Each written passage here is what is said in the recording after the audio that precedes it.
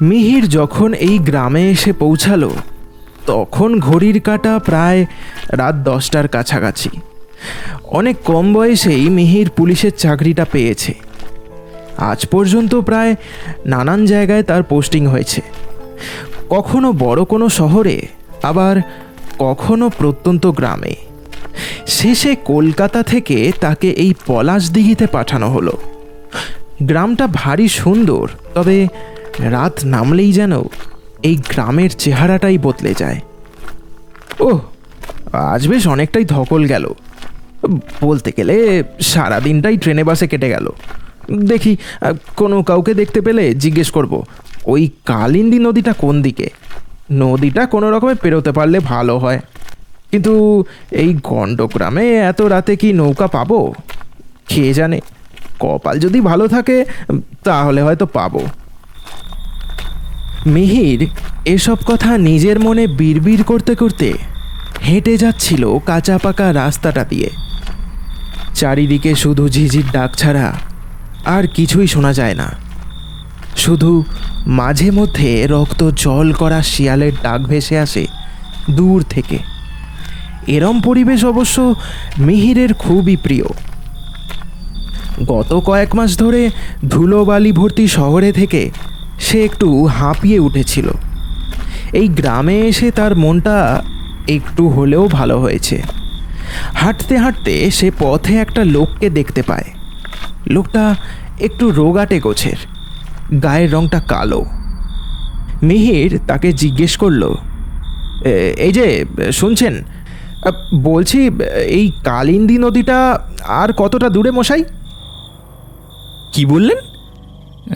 কালিন্দী নদী? এই যে এই রাস্তা দিয়ে সোজা হেঁটে যান, এই রাস্তাটা ওই নদীতে গিয়ে শেষ হবে। কিন্তু কিন্তু এত রাতে আপনি কি ওই নদীটা পারাপার করবেন নাকি?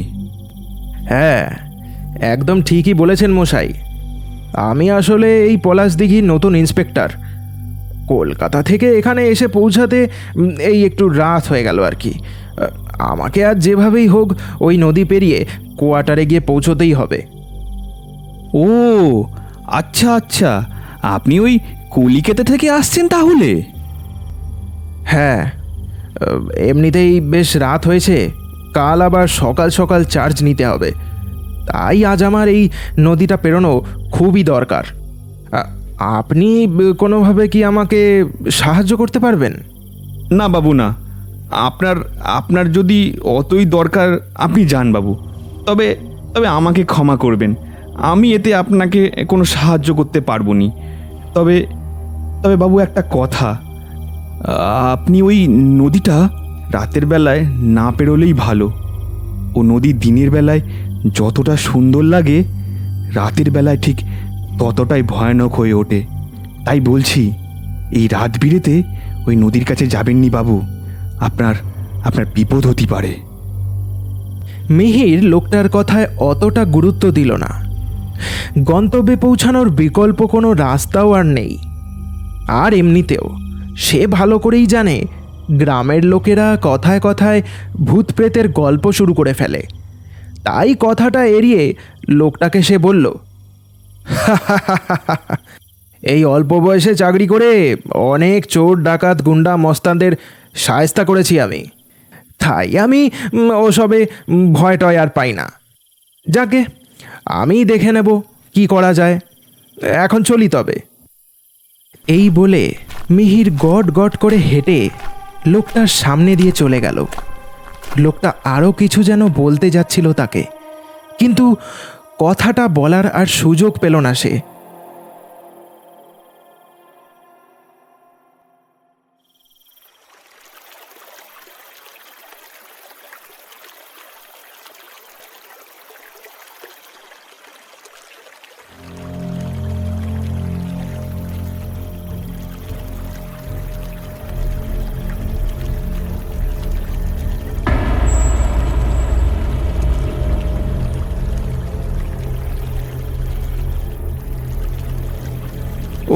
ওই তো একখানা নৌকা আসছে বলে মনে হচ্ছে। উফ, বাঁচালে ভগবান, আমি যা চাপে পড়ে গেছিলাম না, আর কি বলি। এবার যেন বুক থেকে পাথরটা সরল। আর কোনো চিন্তা নেই, এবার সোজা ওপারে গিয়ে কোয়ার্টারে ঢুকবো। নৌকাটা পাড়ে এসে থামল। মিহির নৌকার কাছে গিয়ে মাঝিকে বলল, মশাই, দয়া করে আমাকে ওপারে নিয়ে চলুন, আমি না হয় একটু বেশি ভাড়া দেব আপনাকে। মাঝির চোখ দুটো জল জল করে উঠল, যেন বাঘ তার শিকার পেয়ে গেছে, এমনটাই মনে হলো তার মুখের ভঙ্গিমাটা দেখে। তারপর সে মিহিরের দিকে চেয়ে বলল, নিশ্চয় বাবু, নিশ্চয়, আপনি নিশ্চিন্তে আমার নৌকায় উঠে বসুন। আমার বেশি ভাড়া ঠাড়া লাগবে না, যা ভাড়া সেটাই নেব। মিহির বড় অবাক হলো। লোকটা বেশি ভাড়াও চাইল না, তার ওপর এত সহজে নদী পার করার কথা মেনেও নিল। মিহিরের একটু হলেও খটকা লাগলো ব্যাপারটা, কিন্তু ভয় জিনিসটা তাকে সহজে কাবু করতে পারে না। তাই নিশ্চিন্তে সে নৌকায় উঠে বসল। মাঝি আবারও মিহিরের দিকে একবার তাকিয়ে রহস্যময়ভাবে হেসে নৌকার দাঁড় বওয়া শুরু করলো।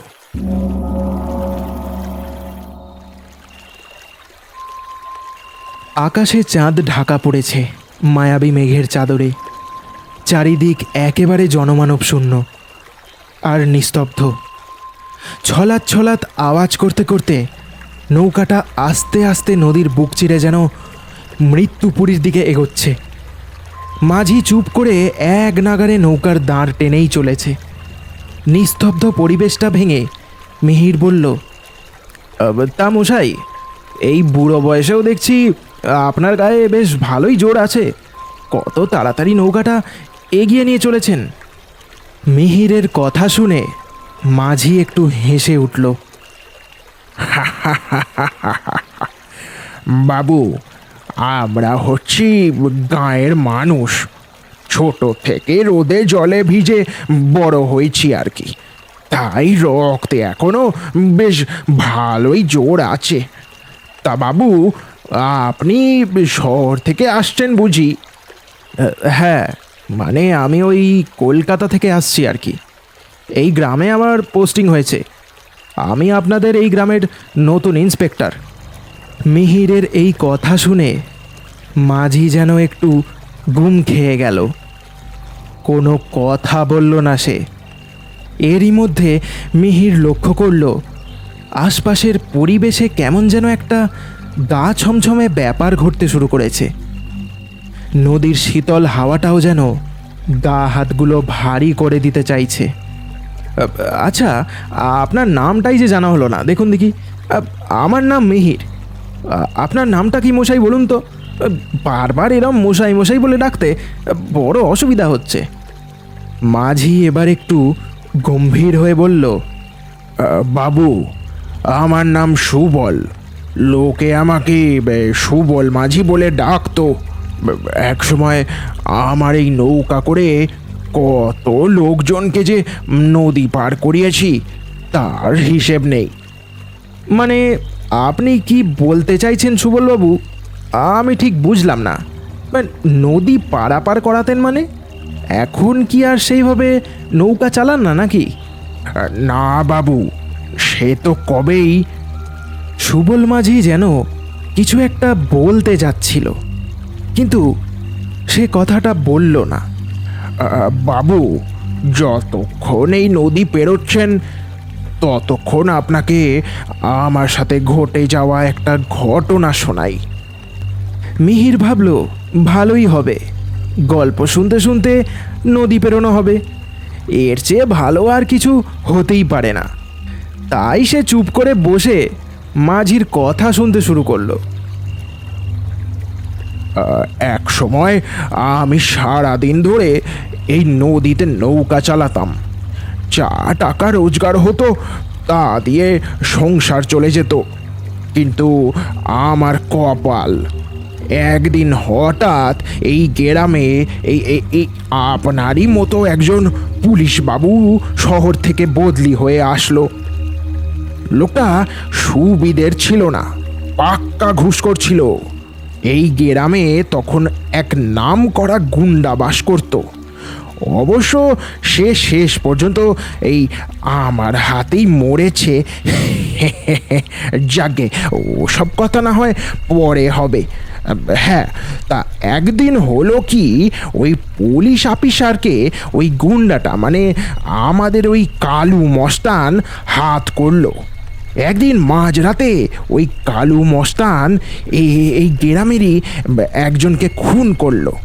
তারপর ওই অফিসারকে টাকা খাইয়ে নিজের সব দোষ কোনো অসহায় গরিব মানুষের ওপর চাপাতে চাইল সে। আর দুর্ভাগ্যবশত ওই অফিসারের হাতে এসে পড়লাম আমি। কোনো দোষ না করে শুধু শুধু আমাকে জেলের ভাত খেতে হলো। তারপর গ্রামে রটে গেল আমি নাকি একজন অপরাধী, দাগি খুনি। তারপর গোটা গ্রামের লোক সত্যি মিথ্যে কিছুই জানতে চাইল না বাবু। আমাকে গাধার পিঠে বসিয়ে গলায় জুতোর মালা পরিয়ে আমার বউ বাচ্চা সমেত আমার গোটা পরিবারকে ওরা এই গ্রাম থেকে তাড়িয়ে দিল। এসব আমি সহ্য করতে পারলুম না। কিছুদিন গিয়ে থাকলুম এই পাশের গ্রামে। তারপর একদিন রাতে কাউকে কিছু না বলে আমি আমার নৌকা নিয়ে এই কালিন্দী নদীর মাঝে আসলাম। তারপর সোজা গিয়ে ঝাঁপ দিলাম নদীর জলে।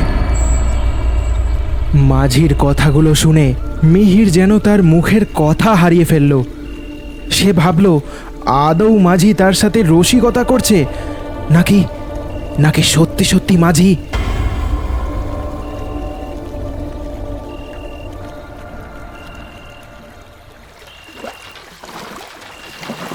অবশেষে নৌকাটা এসে থামল একটা নিঝুম ঝোপঝাড়ে ভরা ঘাটের পারে। মিহির অবাক হলো, মাঝি তাকে কোথায় নিয়ে এলো। এই ঝোপঝাড়ে ভরা জায়গাটা দেখে তো মনে হয় লোকে এখানে আসে না। এমনিতেই মাঝিকে তার সুবিধের মনে হচ্ছে না। তাই কথা না বাড়িয়ে সে নৌকা থেকে নেমে দাঁড়ালো। তারপর একটা 10 টাকার নোট বের করে মাঝির দিকে বাড়িয়ে দিল। মাঝি টাকাটা নিল না। মিহির মাঝিকে কিছু বলার জন্য যেই না তার মুখের দিকে তাকালো, ঠিক তখনই তার শির দাঁড়াবে যেন একটা ঠান্ডা রক্তের স্রোত নেমে গেল। মাঝির মুখের দিকে যেন তাকানো গেল না।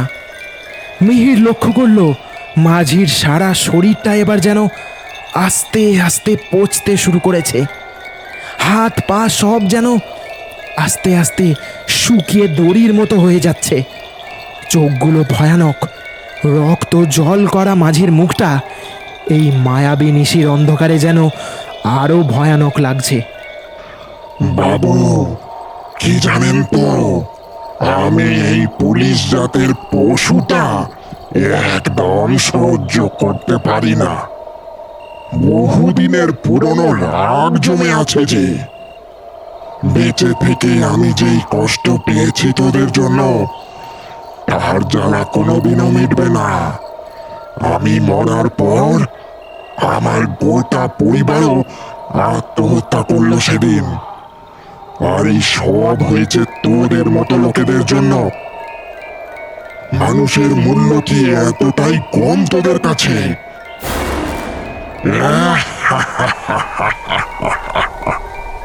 কথাটা বলে সুবল মাঝি মিহিরের গলাটা টিপে ধরল। মাছের মতো খাবি খেতে শুরু করেছে মিহির। কোনো রকমে কোমর থেকে পিস্তলটা বের করে যেদিকে পারল গুলি ছুড়ল। হঠাৎ করে ওই ভয়াল প্রেতটা যেন অদৃশ্য হয়ে গেল।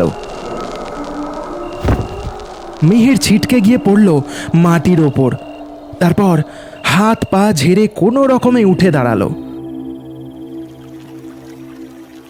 হঠাৎ সে দেখল দূরে একটা নৌকা এদিকেই ভেসে আসছে। না, আর না, এ নদীতে না জানি আর কত ভয়ানক জিনিস আছে। ওই যে মনে হয় আবারও কেউ আসছে এদিকে। এখান থেকে পালাতে হবে আমাকে। মিহির ভাবল ওই নৌকাটাও মনে হয় কোনো মায়াবী প্রেতেদের। হয়তো মানুষের গন্ধ পেয়ে একে একে ওই নরকের প্রাণীগুলো আসতে শুরু করেছে। তাই এক মুহূর্ত সেখানে দাঁড়িয়ে না থেকে সে দৌড়ে পালালো।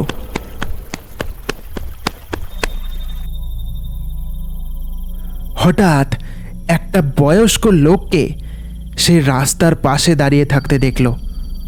মিহিরের বুকে যেন বল এলো এবার। মিহির ওই লোকটার কাছে গিয়ে দাঁড়ালো। এই যে মশাই, আমি বড় বিপদে পড়েছি। ওই ওই সুবল মাঝি আমাকে তাড়া করেছে।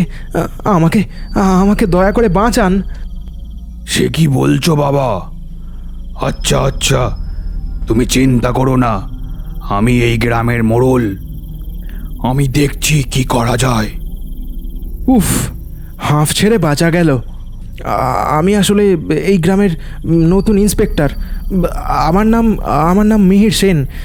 এখানে আসছিলাম, তখন ওই সুবল মাঝির খপ্পরে পড়ি। লোকটা এবার জোরে জোরে হাসতে শুরু করলো মিহিরের কথা শুনে।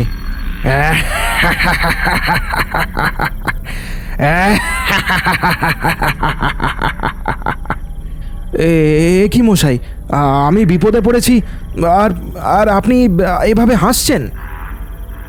মিহির এবার দেখল ওই লোকটা যেন আস্তে আস্তে সুবলের সেই ভয়াল রূপটা ধারণ করতে শুরু করেছে। পুলিশরা এত বোকা হয় এই জানলুম। এবার এবার আর আমার হাত থেকে তোকে কেউ বাঁচাতে পারবে না। এই বলে সুবল মাঝি তার গলাটা এবার আরো জোরে চেপে ধরল। এবার যেন মিহিরের চোখে অন্ধকার ছেয়ে গেল। তোর আগে যতজন অফিসার এই গ্রামে এসেছিল তাদের মধ্যে কেউ কেউ আমার হাতে মরেছে, আর কেউ কেউ বেঁচে পালিয়েছে। তবে তোকে আমি আর ছাড়ছি না। তোর মাথাটা চিবিয়ে খেয়ে আমি আমি আমার মনের জ্বালাটা মেটাবো। এই নিয়ে প্রায় 30 থেকে 35 জনকে জ্যান্ত খেয়ে ফেলেছি। আর যারা আমার হাত থেকে বেঁচে পালিয়ে গেছে তারা চাকরিটাই ছেড়ে দিয়েছে। মিহির তার পিস্তলটা অনেক চেষ্টা করেও খুঁজে পেল না। হয়তো ওটা নদীর কাছেই পড়ে আছে। আস্তে আস্তে তার শরীরের জোর কমে এলো। এদিকে সুবল মাঝি ক্রমশ তাকে মুখের কাছে নিয়ে গেছে। আর কয়েক মুহূর্ত তারপর হয়তো এই প্রেত তাকে নিমেষে চিবিয়ে গিলে ফেলবে। মিহিরের চোখের সামনে তার মা বাবার ছবিটা যেন ভেসে উঠল একবার। শেষবারের মতো সে তাদেরকে একবার স্মরণ করে নিল। হঠাৎ সুবল মাঝি জোরে একটা আর্তনাদ করে মিহিরকে ছেড়ে দিল। মিহির তখন তার জ্ঞান হারিয়ে ফেলেছে। শুকনো ঘাস পাতার উপর তারা যেন আগুন ধরিয়ে দিয়েছে। সুবল মাঝির বিশাল মূর্তিটা আগুন দেখে কুঁকড়ে গেল, তারপর কোথায় যেন অদৃশ্য হয়ে গেল।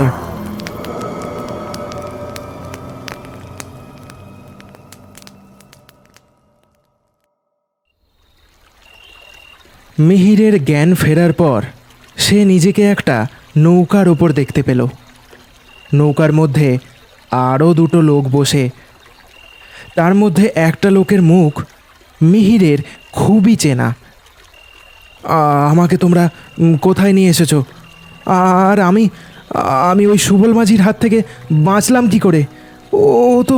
ও তো আমাকে শেষ করতে যাচ্ছিল। বাবু, আমরা দুজনই তো আপনাকে ওর হাত থেকে তখন বাঁচালাম। আর আর আপনি চিন্তা করবেন নি বাবু, আপনাকে আপনাকে আমরা সঠিক জায়গায় নিয়ে এসেছি। এই যে এইটাই হলো পলাশদিঘির আসল ঘাট।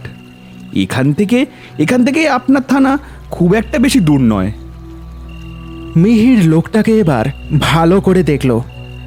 এবার তার মনে পড়ল আজ সন্ধ্যাবেলায় এই লোকটাই তাকে এই নদী পারাপার করা থেকে সাবধান করেছিল তখন। দাদা, আমি আমি আপনাকে কি বলে যে ধন্যবাদ জানাবো তা আমি জানি না। আপনি আপনি আমার প্রাণ বাঁচিয়েছেন, এ কথা আমি কোনো দিনও ভুলব না। কিন্তু আপনি এসব করলেন কি করে? আপনার হাবভাব দেখে তখনই বুঝতে পেরেছিলাম আপনি আমার কোনো কথাই শুনবেন না। প্রথমে খুব রাগ হয়েছিল, ভেবেছিলাম আপনার যা হয় হবে। এতবার সাবধান করার পরেও যখন আপনি শুনবেন না, তখন আর কি কোনো উপায় আছে? তারপর আমার খুব খারাপ লাগলো। আপনার তো এই অল্প বয়স, এই বয়সে শেষে কি না ভূতের হাতে মরতে হবে? এটা আমার ঠিক সহ্য হলো না।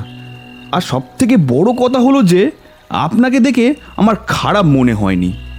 ভাবলাম আপনাকে ওই সুবলের হাত থেকে বাঁচানো দরকার। হয়তো আপনি এমন একজন যে এত যুগ পরে আমাদের গ্রামে এসে মানুষের মন থেকে পুলিশদের প্রতি ওই খারাপ ভাবনাগুলো মুছে দেবেন। ব্যাস, এই মনটুকে নিয়ে বেরিয়ে পড়লাম। হন্তদন্ত হয়ে নদীর পাড়ে এসে দেখি আপনি ওই সুবলের নৌকায় বসে যাচ্ছেন। তখন আমি আর মন্টু নৌকা নিয়ে পিছু করলাম। তারপর আপনি দেখি ওই পুরনো ঘাটের পাড়ে দাঁড়িয়ে। ভাবলাম হাতের কাছে পেয়ে গেছি। তারপর দেখি আমাদের নৌকা দেখে আপনি পালিয়ে গেলেন সেখান থেকে। মিহির এবার বুঝতে পারল ওই নৌকা করে তখন এরাই তাহলে বাঁচাতে আসছিল তাকে। যদি সে তখন একটু সাহস করত, তাহলে হয়তো ওই সুবলের হাত থেকে অনেক আগেই সে বেঁচে যেত। তো তারপর কি হলো? তারপর আবার কি, আমরা কোনো রকমের নৌকাটা পাড়ে লাগিয়ে আপনি যেদিকে গেছিলেন সেদিকে গেলাম। গিয়ে দেখি ওই সুবল আপনাকে ধরে খেতে যাচ্ছে। আমি বড় ভয় পেয়েছিলাম ওই দৃশ্যটা দেখে। তখন এই মন্টু সাহস করে হাতের হ্যারিকেনটা ছুড়ে দিল সুবলের দিকে। শুকনো ঘাস পাতায় খুব সহজেই আগুন ধরে গেল। আর আমরা আপনাকে ওখান থেকে উদ্ধার করে কোনো রকমে নৌকায় তুললাম। ধন্যবাদ বলাটা হয়তো অনেক কম হবে। আপনারা আজ আমার জন্য যা করেছেন তা আমি কখনো ভুলব না। আর চিন্তা করবেন না, আর বাকি পুলিশ অফিসারদের মতো আমি নই। কি জানেন তো, এই দুনিয়া বড়ই নিষ্ঠুর। ভালো মানুষদের এই দুনিয়ায় জায়গাই নেই। তাই তো আমাকে আমার সততার জন্যে ডিপার্টমেন্ট শুধু একটাই উপহার দিয়েছে, আর সেটা হলো ট্রান্সফার। তবে যতদিন এই গ্রামে আছি ততদিন লোকের ভালো করারই চেষ্টা করব। তারপর যদি কপাল খারাপ হয়, তাহলে হয়তো ওই কালু মস্তানের মতো কোনো একজন এসে আমাকে ধমকে চমকে আমার হাতে ট্রান্সফার লেটারটা ধরিয়ে দেবে। বাবু, এ ঘটনা আপনাকে কে বলল বাবু? আমি সত্যিটাই বলে দিলাম। সব শুনে ওরা দুজন যেন স্তম্ভিত হলো। আমার মুখের দিকে চেয়ে রইল চোখ বড় বড় করে। আমি ওদের কিছু টাকা পয়সা দিলাম, অবশ্য ওরা নিতে চাইল না। আমি জোরজার করার পর শেষে ওরা নিতে বাধ্য হলো।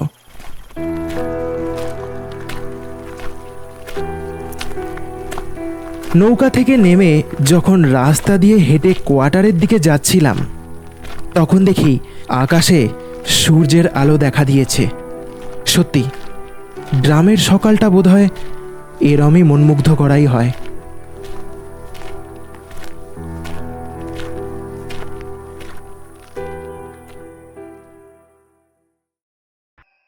শেষ হলো ভৌতিক মায়াজালের আজকের গল্পের পরিবেশনা। গল্পটা কেমন লাগলো সকলে কমেন্ট করে অবশ্যই জানিও। গল্পটা যদি ভালো লেগে থাকে তাহলে একটা লাইক করে দিও, আর চ্যানেলে নতুন হলে সাবস্ক্রাইব করে দিও, আর যত পারো বন্ধুদের সাথে শেয়ার করো গল্পটা। আবার দেখা হচ্ছে নতুন কোনো এক গল্পে। ততদিন সবাই সুস্থ থাকো আর এভাবেই আমাদের পাশে থাকো।